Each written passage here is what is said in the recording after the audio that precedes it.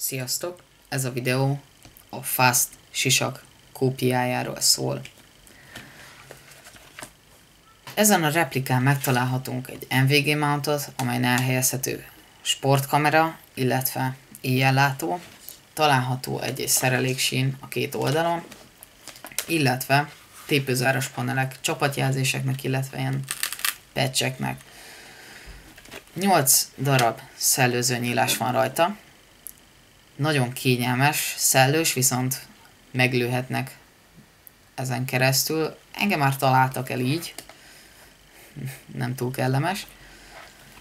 Alapjában véve nagyon kényelmes, illeszkedik a fejre, és kompatibilis szinte mindegyik védőszemüveggel. A belseje lényegében egy gördeszkás sisak belsejéhez hasonlít.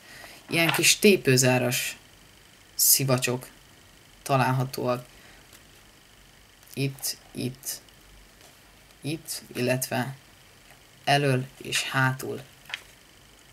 Könnyen moshatóak és eltávolíthatóak.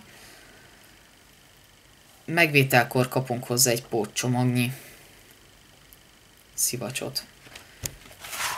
Belsejének eltávolítása nagyon egyszerű, így könnyen, tisztán tarthatjuk sisakunkat. Nagyon ajánlom mindenkinek, aki szeretne egy olyan sisakot, amiben nem izzad bele annyira, illetve ami nagyon könnyű.